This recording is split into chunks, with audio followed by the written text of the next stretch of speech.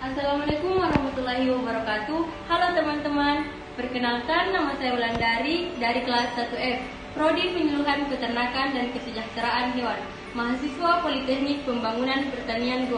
Kali ini saya akan menjelaskan mengenai sistem pencernaan, sistem reproduksi pada ayam betina, sistem pernapasan, dan sistem peredaran darah pada ternak unggas. Untuk lebih jelasnya, silahkan simak video selanjutnya. Sistem pencernaan terbagi atas 9 bagian. Yang pertama, mulut atau paru. Paru ayam berfungsi untuk mengambil makanan. Lidah di dalam mulut akan mendorong makanan ke saluran pencernaan.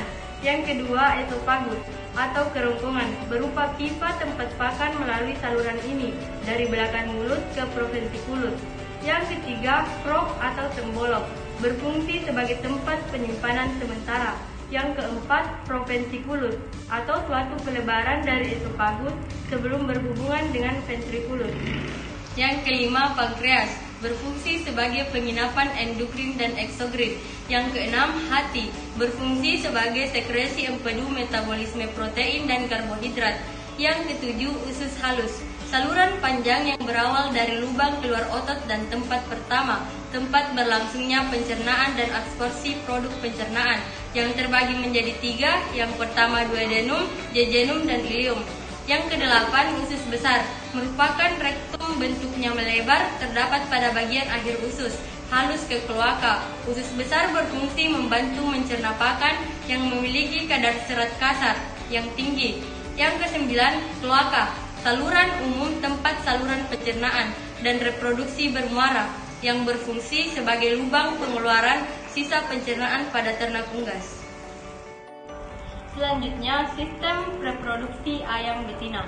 Yang pertama, ovarium, terdapat di daerah kranial ginjal di antara rongga dada dan rongga perut pada garis punggung sebagai penghasil ovum, terdiri dari kurang lebih 1.500 molekul yang menempel pada permukaan ovarium dengan perantara tangkai yang tertanam di dalam jaringan ikat yang berpembuluh darah dalam ovarium.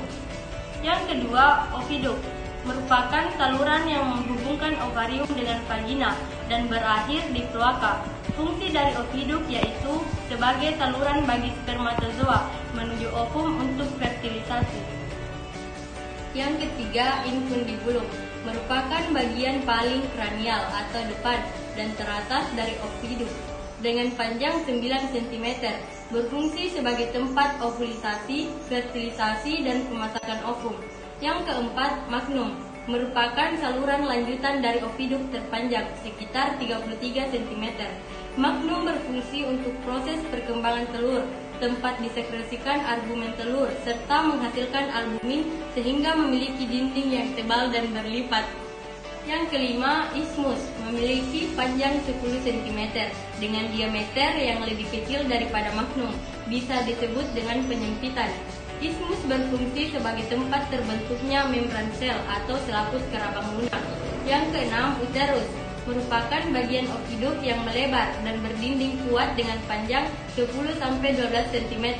Uterus berfungsi sebagai tempat perkembangan telur paling lama sekitar 18-20 jam. Yang ketujuh atau yang terakhir, vagina, merupakan bagian paling belakang dari oviduk dengan panjang 12 cm. Vagina ini diakhiri dengan adanya bentuk kloaka di bagian akhir saluran reproduksi. Selanjutnya, sistem pernapasan. Yang pertama, lubang hidung atau originaris adalah awal dari saluran pernapasan ayam. Lubang hidung berfungsi mengambil udara untuk bernapas. Terdapat bulu-bulu halus di dalamnya yang digunakan untuk menyaring udara, bakteri, dan kotoran yang masuk. Yang kedua, laring. Laring adalah organ yang paling dekat dengan trakea. Fungsi dari laring antara lain mencegah masuknya benda asing ke dalam laring, jalan masuk udara selama inspirasi, membantu dalam proses menelan, serta mengatur suara. Kemudian udara akan disalurkan ke organ trakea berupa pipa yang terdiri dari cincin tulang rawang. Trakea memiliki fungsi menyalurkan udara ke bronkus yang diteruskan ke paru-paru pada pangkal trakea. Terdapat sirineks sebelum mencabang menjadi bronkus kanan dan bronkus kiri. Bronkus memiliki fungsi ganda yang memastikan kualitas udara yang masuk, serta memastikan bakteri pembawa penyakit yang masuk. Yang ketiga, paru-paru atau vulva yang terdapat di belakang jantung ayam dan dilindungi tulang yang membungkus rapi paru-paru.